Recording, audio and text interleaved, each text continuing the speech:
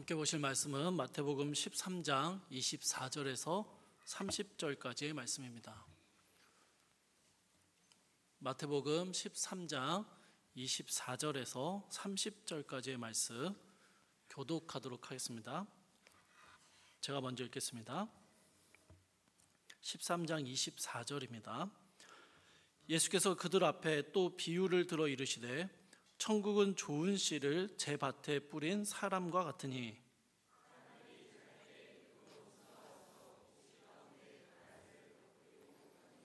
싹이 나고 결실할 때에 가라지도 보이거늘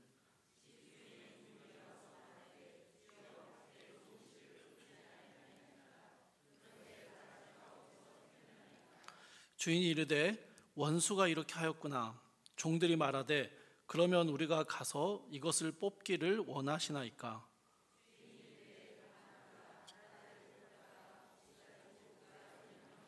함께 읽겠습니다. 둘 다 추수 때까지 함께 자라게 두라. 추수 때에 내가 추수꾼들에게 말하기를 가라지는 먼저 거두어 불사르게 단으로 묶고 곡식은 모아 내 곡간에 넣으라 하리라. 아멘. 제가 30여 년 전 신앙생활을 했던 시골 교회 어른들께서 정말 자주 하셨던 말씀이 있습니다. 이 힘든 세상을 떠나서 빨리 천국 가고 싶다. 주님이 빨리 오시면 좋겠다. 이런 이야기를 정말 자주 하셨습니다.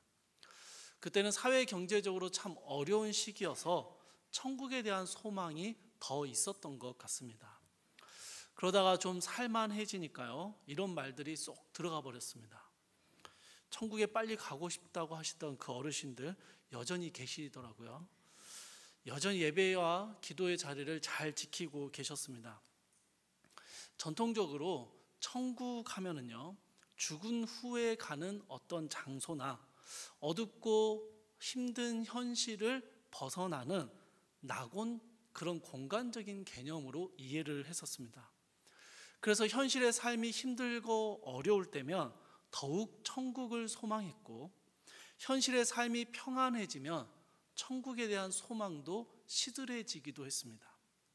천국, 즉 하나님의 나라라는 것이 사실은 하나님의 통치와 주권을 의미한다라는 성경적인 가르침들이 많이 전해지면서 이제 우리가 살아가는 이 땅이 바로 하나님의 나라이고, 우리가 이 땅에서 하나님의 나라를 이루며 살아가는 것이 우리의 소명이다라는 사실을 잘 알고 있습니다. 마태복음 13장은요, 이런 천국, 하나님 나라에 대한 비유들이 기록되어 있습니다. 13장에서 예수님은 천국을 어떤 공간적인 개념으로 빗대어 말씀하지 않으십니다. 도리어 어떤 사물이나 인물에 빗대어서 천국을 설명하십니다. 본문 24절을 보시면 오늘 본문에서 예수님은 천국을 무엇이라고 비유하십니까? 천국은 좋은 씨를 제 밭에 뿌린 사람과 같으니. 우리가 이 말씀에서 천국을 올바르게 이해하기 위해서는 세 가지의 질문에 대한 답을 얻어야 됩니다. 좋은 씨가 무엇인지, 또 밭은 어떤 곳인지, 이 밭에 씨를 뿌리는 사람은 누구인지에 대한 이 세 가지 질문입니다. 이 세 가지 질문을 어떻게 이해하냐에 따라서 예수님의 말씀을 전혀 엉뚱하게 이해하고 적용할 수 있기 때문에 이 세 가지의 질문에 답을 하는 게 참 중요합니다. 처음 이 말씀을 들었던 제자들 역시 이 말씀을 잘 이해하지 못했던 것 같습니다. 사람들이 지켜보고 있을 때는요, 이해하고 있는 척 아무 말 안 하다가 예수님과 이제 제자들만 집에 들어갔을 때 제자들이 조용히 나와 예수님께 이 비유를 설명해 달라고 요청합니다.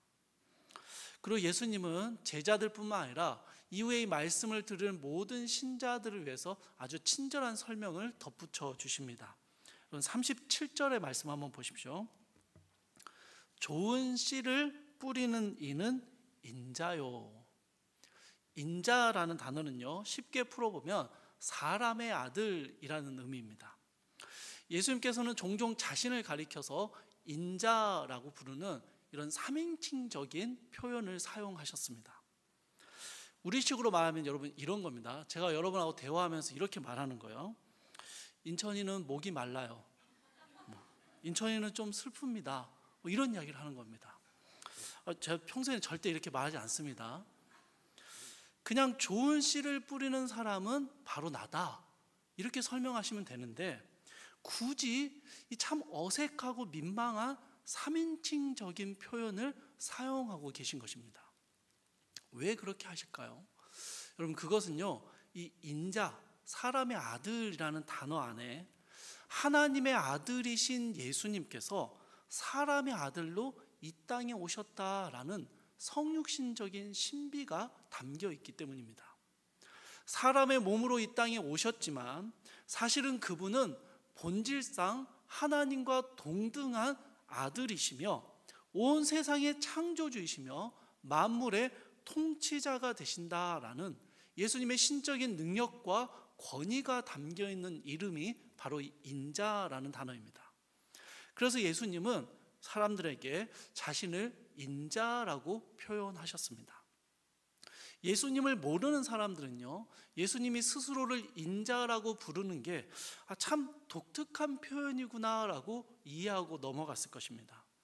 그러나 예수님이 하나님의 아들이심을 아는 사람들은 인자는요, 하나님의 아들이 이 세상 가운데 사람의 아들로 오신 놀라운 신비가 담겨 있는 용어였던 것이죠.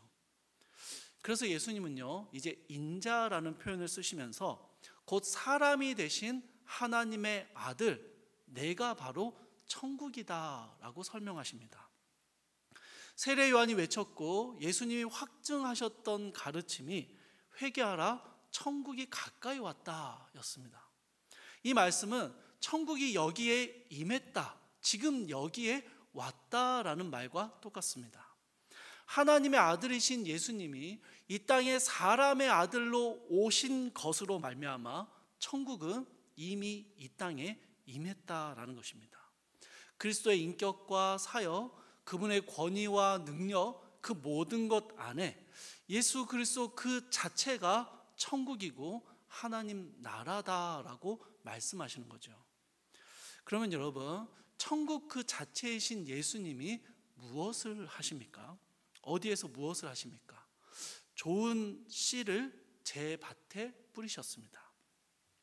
38절을 보시면요, 예수님의 비유에 나오는 이 밭은 세상을 의미한다라고 설명하셨습니다. 세상이라고 번역된 헬라어 단어 코스모스는 하늘과 땅, 우주 혹은 세계 전체를 의미합니다. 또한 그 세계 가운데 존재하는 모든 것들도 포함하고 있는 아주 거대한 개념의 단어입니다.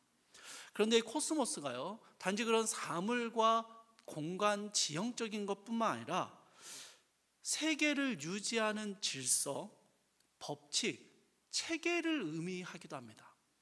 그러니까요, 단순히 세상이라는 말로 표현하기에는 굉장히 깊고 큰 의미가 담겨 있는 게 코스모스라는 단어입니다. 그런데 이 코스모스, 이 밭이요, 어떤 밭이다라고 설명하십니까? 제 것, 제 밭, 인자의 밭, 여러분 예수님 거입니다. 예수님을 믿는 무리들뿐만 아니라 죄로 인해 타락해버린 사람들, 온 세상의 피조물들, 온 우주의 질서와 자연 법칙들, 사람들이 만들어 놓은 사회의 체계들, 이 모든 것들이 누구의 소유라고요? 주님의 소유다, 나의 밭이다 라고 말씀하시는 거예요. 예수님은 지금 어떤 다른 소유주의 밭에 씨를 뿌리고 계시는 게 아닙니다. 세상은 자신들이 스스로 주인이다라고 생각합니다. 내 인생의 주인은 나다라고 말하죠. 그러면서 참된 주인이신 예수님을 거부합니다. 그러나 그들이 인정하든 인정하지 않든지 간에 주님은 모든 피조세계의 주인이심을 선언하고 계십니다. 경건하고 거룩한 영역에서만 주인이실 뿐만 아니라 타락하고 부패한 영역에서도 주님은 여전히 주인이십니다. 그럼 이 세상의 주인이신 주님께서 무엇을 하시느냐? 좋은 씨를 그 세상 가운데 뿌리셨습니다. 38절을 보시면요, 좋은 씨는 뭐라고 나옵니까? 천국의 아들들입니다. 하나님 나라의 백성, 하나님의 자녀들을 의미합니다. 이미 임한 천국이신 예수님께서, 예수님이 주권을 가지고 계시는 온 세상 가운데 하나님 나라의 백성들을 심으셨다라는 것입니다. 그들을 심으신 것은요, 그들을 통해서 천국을 드러내며 그 천국 백성들의 삶을 통해서 천국이 이 땅에 임했음을 증거하시기 위함입니다. 그러니까 여러분, 우리는요, 주님이 이 땅에 심으신 하나님의 백성들은 우리의 삶을 통해서 하나님 나라가 임했음을 보여주는 증거다라는 것이죠. 사랑하는 여러분, 옆에 있는 지체들을 한번 보시겠습니까? 이 사람을 보니 하나님 나라가 이 땅에 임했다는 걸 알 수 있겠다, 이런 마음이 드십니까? 아직 완성되지는 않았다라는 건 아시겠죠? 전 세계 곳곳에서요, 온갖 부조리함과 부패함의 소식들을 들을 때 우리를 둘러싼 환경들이 이렇게 패악한 것들을 보게 될 때요, 이 세상에 하나님의 나라가 임했다라는 사실을 이해하기가 참 어렵습니다. 믿음의 공동체인 교회에서조차 하나님의 나라를 경험하지 못할 때가 많이 있고요, 나 자신만 보아도 주님이 이 땅에 심어두신 좋은 씨다라고 말하기에 참 민망할 때가 많은 것이죠. 우리 주님께서는 아주 분명하게 이 세상에 하나님의 나라가 이미 임했고 이 세상에 천국의 백성들을 심으셨다라고 말씀하셨어요. 그런데 하나님이 통치하시는 그 나라가 이미 왔는데 왜 세상은 여전히 악이 존재할까요? 존재하는 정도가 아니죠. 실제로 그 악함들이 온 세상을 지배하고 있는 것처럼 보입니다. 하나님의 통치하심과 거대한 악이 어떻게 공존할 수 있는 것일까요? 천국을 드러내며 살아가야 하는 하나님의 백성들이 왜 악한 세상에서 고통과 억압을 당하면서 살아갑니까? 아니, 그런 자녀들조차 스스로의 악함을 드러나 보일 때가 많은데, 천국의 삶을 전혀 살아내지 못할 때가 많은데, 정말로 하나님께서 이 세상의 주인이신 것이 맞는 것입니까? 하나님의 나라가 이미 임했고 주님이 소유한 이 세상 가운데 당신의 백성들을 심으셨다라는 예수님의 말씀은요, 이 말씀과 달리 우리가 실제로 살아가는 현실에서는 하나님의 나라와 하나님의 통치에 대한 수많은 질문들이 생겨나곤 합니다.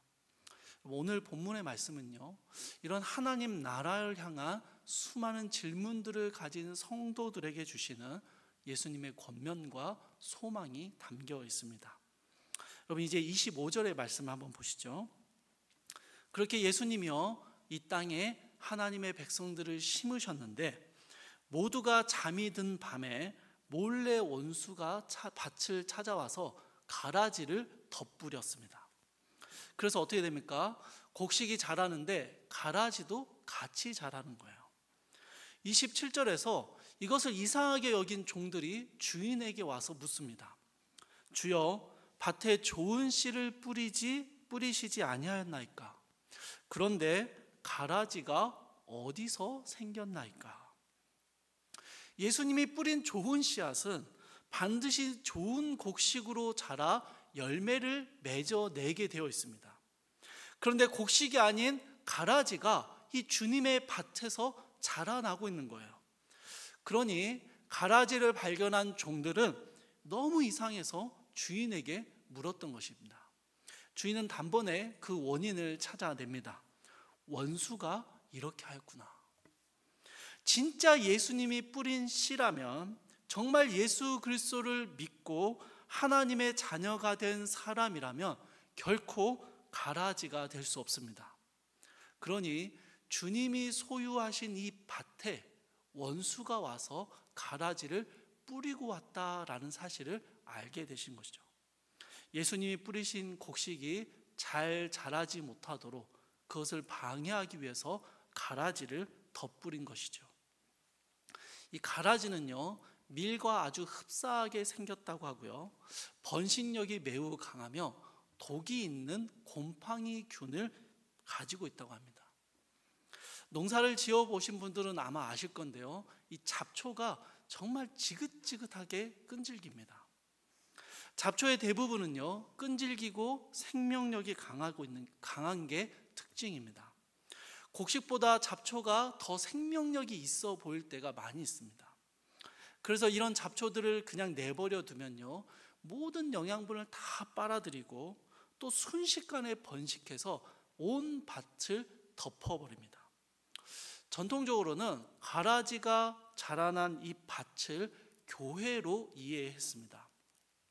그래서 여기 앉아 계시는 여러분들 중에 곡식도 있지만 우리 중에 가라지도 섞여 있습니다. 그러니 가라지가 되지 않도록 열매 맺기 위해서 힘쓰십시오. 누가 곡식이고 누가 가라지인지 잘 살펴보셔야 합니다. 여러분은 곡식입니까? 가라지입니까? 이렇게 적용하고 질문하곤 했습니다.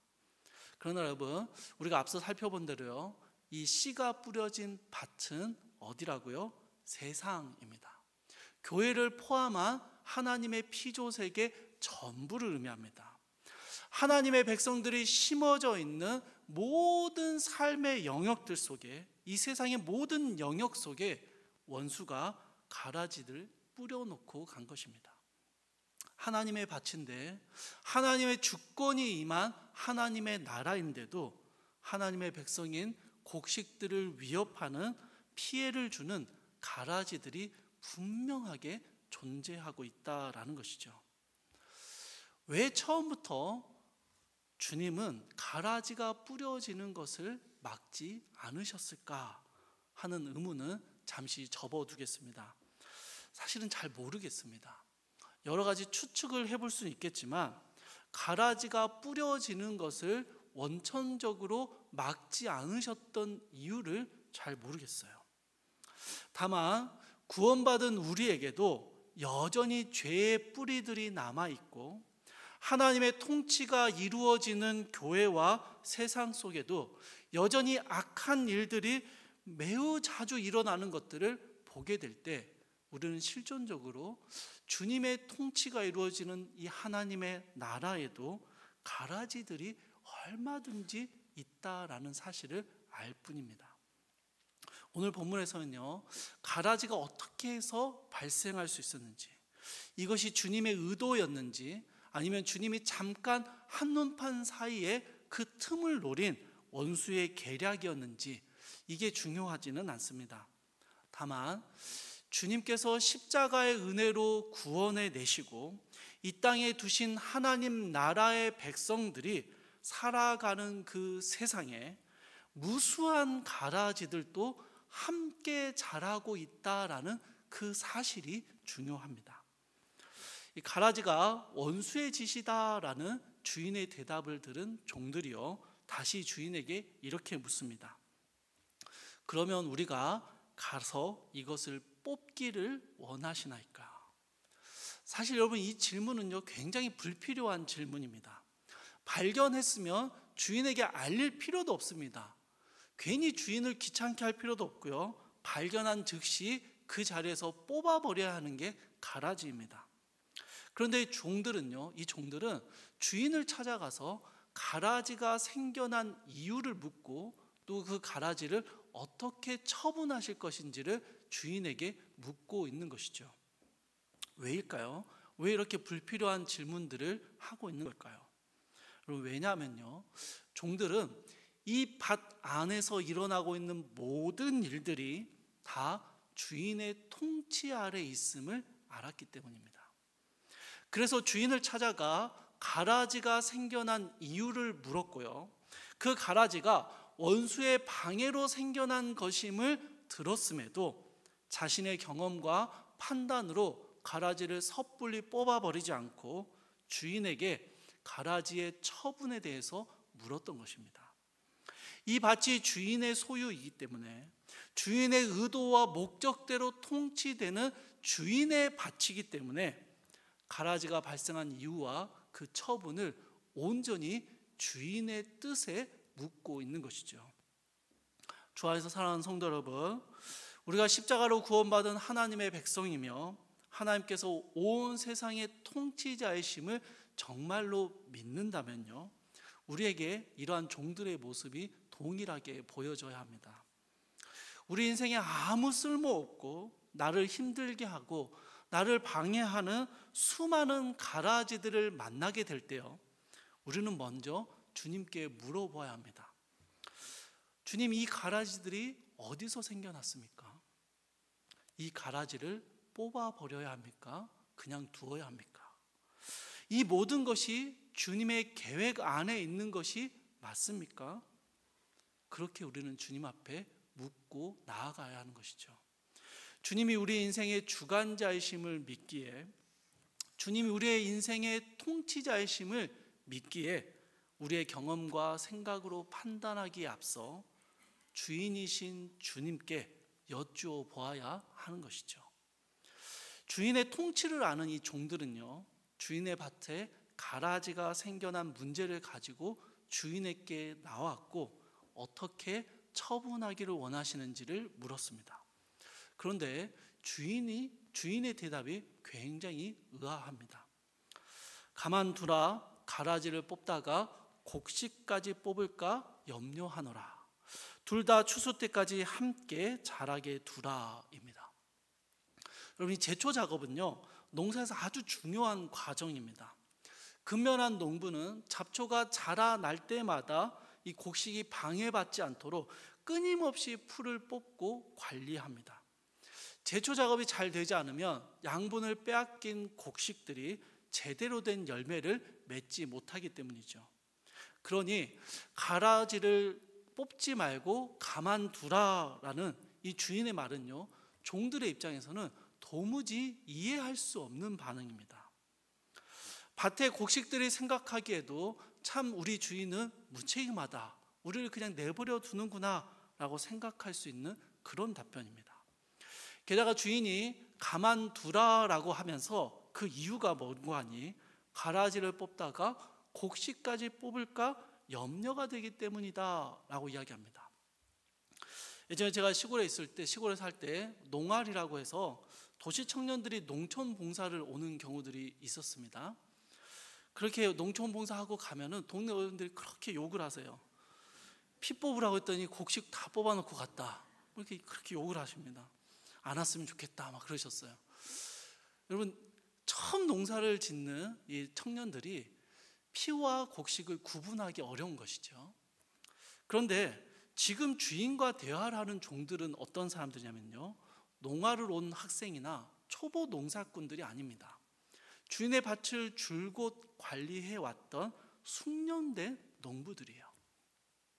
게다가 종들이요, 가라지를 발견하고 주인에게 보고하는 시점이 26절에 나옵니다.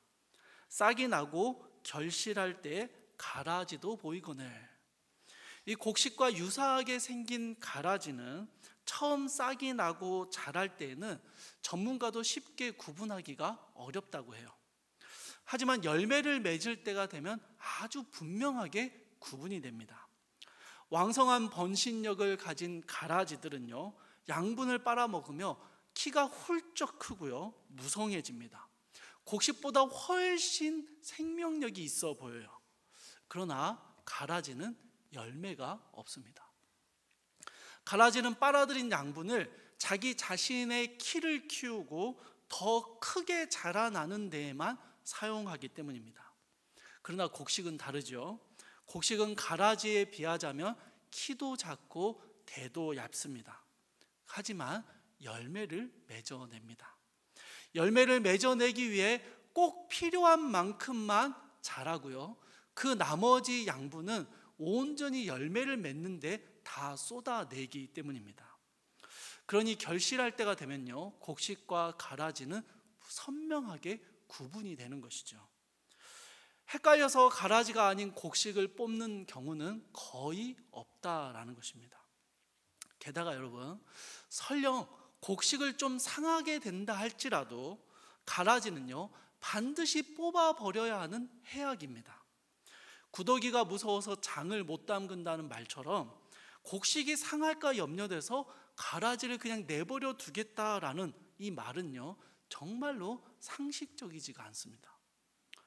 그런데 왜 우리 주님은 주님의 밭에서 주님의 곡식들과 함께 자라고 있는 가라지를 추수 때까지 내버려 두라고 말씀하시는 걸까요?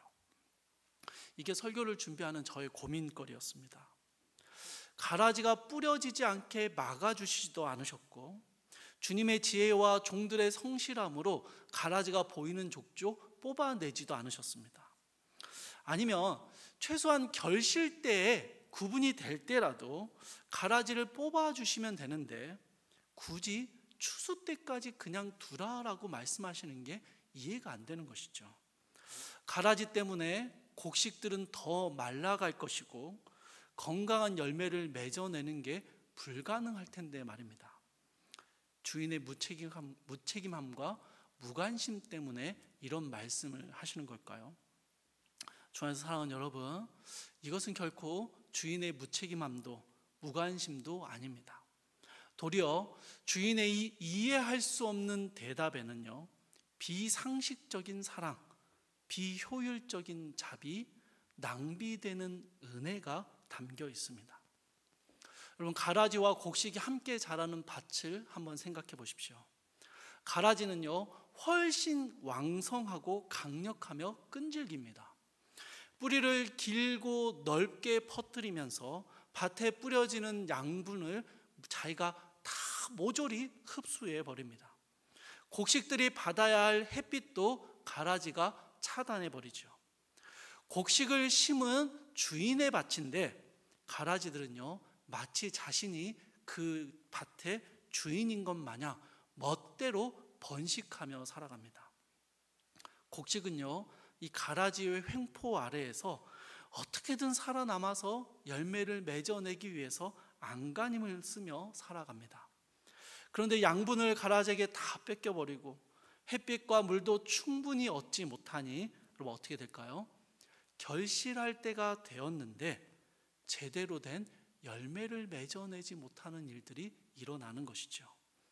가라지 때문에 뿌리를 깊게 내리는 것도 어렵습니다.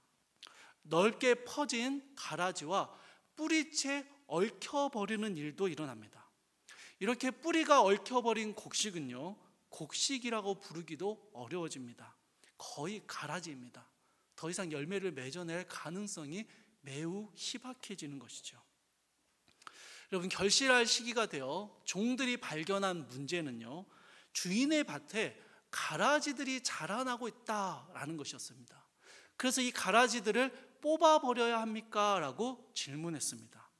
그러나 여러분, 주인이 바라보는 문제는 전혀 다릅니다. 주인이 바라보는 문제는요 곡식인 척하고 있는 그렇게 높게 자란 가라지가 아니었습니다. 곡식인데 하나님께서 주님이 자신의 밭에 뿌려주신 좋은 씨가 자란 곡식인데 마치 가라지처럼 되어버린 것이 그게 문제였습니다. 개중에는 힘든 상황을 뚫고 열매를 맺어내는 곡식도 있었습니다. 가라지와 아주 분명하게 구분되는 그런 곡식들 말입니다. 그러나 한편으로는요 뿌리까지 가라지와 얽혀 있어서 가라지에게 먹혀버린 것 같은 곡식도 있었어요. 가라지를 뽑으면 같이 뽑혀 나올 수밖에 없는 그런 곡식들 말입니다. 아니, 다른 작물들을 건강하게 자라게 하기 위해서는 가라지와 함께 뽑아버리는 게 더 낫겠다 생각되는 병들고 약한 곡식도 있었습니다. 가라지를 주인의 밭에서 완전히 박멸하기 위해서는 이런 곡식들의 손해를 감수하는 것이 당연한 것처럼 보였던 것이죠. 그런데 여러분, 이 지극히 상식적인 농사의 방법을 주인은 거부합니다. 종들은 가라지를 뽑아버리는 것이 효율적이다라고 말하는데 주인은요 추수할 때까지 가라지를 내버려 두라라고 이야기합니다. 왜입니까? 왜 가라지를 내버려 두라고 하는 것입니까? 주인이 심은 단 하나의 곡식도 상하지 않게 하기 위함입니다. 가라지와 뿌리째 얽혀 있고 아직 열매를 맺지 못하고 있어서 뽑아내 버리는 게 더 나은 것처럼 보이는 그런 곡식들 말입니다. 그러나 그 곡식들조차 예수님이 피로 사신 하나님의 백성이며 하나님의 땅에 주님이 심으신 하나님의 백성들이니 그 어느 하나도 뽑히고 상하는 일이 없도록 이 밭을 온통 덮어버리는 가라지가 주님의 밭을 망가뜨리는 것을 기꺼이 감수하는 것입니다. 가라지를 아끼는 것도 아니고요, 가라지를 키우는 것도 아닙니다. 곡식의 어려움을 외면하는 것도 아니에요. 열매를 맺을 시기가 되었음에도 아직 열매가 없어서 가라지로 오인받을 수 있는 그 연약한 곡식들, 그 곡식들이 가라지와 함께 뽑혀져 나가지 않도록 그 곡식을 지키시고 보호하기 위해서 우리 주님은요, 비상식적인 결정을 내리십니다. 주인의 땅이고 주인이 양분을 공급하는 세상에서 주인이 심은 좋은 곡식들이 무럭무럭 자라나야 하는 바로 그 땅에서 감히 원수의 가라지가 판을 치는 것을 두고 보시기로 결정하는 것입니다. 왜입니까? 당신의 연약한 곡식들 그 하나라도 가라지와 함께 뽑혀 나가지 않도록 지키시기 위해서입니다. 본문에 나오지는 않습니다만 추수 때까지 가라지와 곡식이 함께 자라게 두기로 결정한 이 주인과 종들은요, 어떤 일을 했을까요? 이 가라지가 곡식이 받아야 할 양분을 계속 빼앗아 간다는 것은 잘 알고 있었을 거예요. 그래서 여러분, 주인과 종들은요, 그 밭에 더 많은 양분을 공급했을 것입니다. 가라지에게 다 빼앗기더라도 조금이라도 남아서 곡식에게 전달될 수 있도록 더 많은 양분을 끊임없이 쏟아붓는 것입니다. 엄청난 낭비를 감행하는 것이죠. 그래도 주인은 그렇게 합니다. 가라지는요, 이 양분 대부분을 흡수해서 더욱 번성해지고 더욱 강해지는 일이 일어나게 될 것입니다.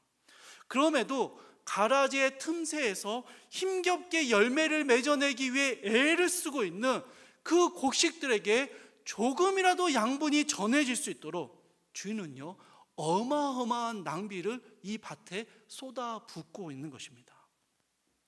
마리아가 예수님 앞에 그 귀한 향유를 부어 발을 씻었던 이야기를 기억하실 겁니다. 그때 가룟 유다는요, 이게 무슨 낭비냐고, 이 향유를 팔아서 가난한 사람을 얼마나 많이 도와줄 수 있는데 고작 발에 먼지를 씻자고 이 비싼 향유를 사용하는 거 너무 낭비다라고 화를 냈습니다. 그러나 여러분, 우리는요, 그 발이 씻김 당하신 예수님이 얼마나 귀하고 고귀하신 분인지를 알기에 마리아의 행동이 낭비가 아니라 마리아의 사랑이었고 예수님을 향한 마리아의 감사였음을 알고 있습니다. 그러면 여러분, 오늘 본문에 나오는 주인의 모습은 어떻습니까? 연약한 곡식을 단 하나라도 잃지 않기 위해서 가라지를 함께 두기로 결정한 주인의 모습 말입니다. 곡식에게 적은 양분이라도 닿을 수 있도록 엄청난 양분을 밭에 쏟아붓고 있는 그 낭비하는 주인의 모습 말이에요. 패역하고 죄악된 죄인들을 구원하시기 위해서 온 세상의 주인이신 그분이 십자가에 달려 죽으신 것은 어떠합니까? 올바르게 반응하지도 못하고 여전히 죄를 범하고 여전히 자기 자신의 유익만을 위해서 살아가는 우리에게 끊임없이 자신의 사랑을 탕진하고 계시는 이 하나님의 모습은 어떠합니까? 이해할 수 없는 낭비이죠. 비상식적인 낭비입니다. 그래서 여러분, 은혜입니다. 그래서 은혜입니다. 주 안에 사랑하는 여러분, 천국은 우리 가운데 이미 임했습니다.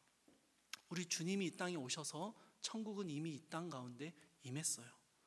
그런데 추수 때까지 우리가 경험하게 되는 천국은요, 가라지와 뒤섞여 있는 밭입니다. 가라지가 가진 엄청난 그 성장과 번식력 때문에 아마도 이 밭은요, 곡식밭이 아니라 가라지밭처럼 보일 것입니다. 그러나 우리 주님은 아주 분명하게 말씀하십니다. 비록 가라지가 판을 치고 있지만 이 밭은 주님의 소유입니다. 주님의 것이며 주님이 다스리고 통치하시는 주님의 밭입니다. 그러니 여러분, 분명하게 기억하십시오. 우리가 심겨진 이 세상의 주인은 하나님이십니다. 그래서 우리는요, 이 땅의 부조리함과 이 땅의 수많은 가라지들을 두고 기도의 자리에서 하나님의 나라와 이 땅 고쳐주시는 하나님의 은혜를 간구하며 나아갈 수 있습니다. 그럼에도요, 여러분, 우리 주님은요, 추수 때까지 이 땅에 가라지들이 판을 치는 것을 지켜보실 것입니다. 작은 곡식 하나도 지키시기 위한 주님의 낭비입니다. 또한 주님은요, 가라지처럼 살고 있는 그 곡식이 열매를 맺어낼 수 있도록 엄청난 은혜를 부어내고 계십니다. 탕진하고 계십니다. 주님께서 십자가에서 주님의 피를 다 쏟아내셨듯이 비상식적이며 비효율적인 사랑으로 가라지 같은 우리의 인생을 덮어버리십니다. 마침내 열매를 맺어내게 하셔서 주님의 곳간에 들이시는 그날까지 주님은 이 낭비를 멈추지 않으실 것입니다. 가라지가 판을 치는 주님의 밭에서 주님의 곡식으로 살아가시는 사랑하는 성도님들, 우리가 살아가는 이 세상이 주님의 소유이며 그분이 우리를 위해 어떠한 낭비를 감행하고 계신지를 생각해 보십시오. 추수 때까지 이 믿음의 길에서 곡식의 삶을 살아갈 힘과 용기가 바로 그 주님의 은혜에서 나옵니다.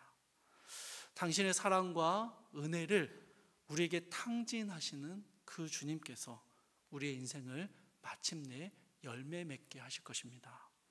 사랑하는 여러분, 하루하루 우리가 곡식과 같은 삶을 살기 위해서, 하나님의 백성으로 살아가기 위해서 그 하나님의 밭에 심겨진 우리가 주님의 은혜를 소망하며 애쓰며 살아갈 때 추수의 날, 추수하시는 그날 주님의 곳간에 들어가는 그 은혜를 우리에게 허락하실 것입니다. 오늘도 우리 가운데 하염없이 그 비상식적인 낭비를 행하고 계시는 그 주님의 은혜가 우리의 삶을 덮어 우리의 삶이 주님의 곡식된 삶이 되게 하여 주시기를 주님의 이름으로 축복합니다. 우리 함께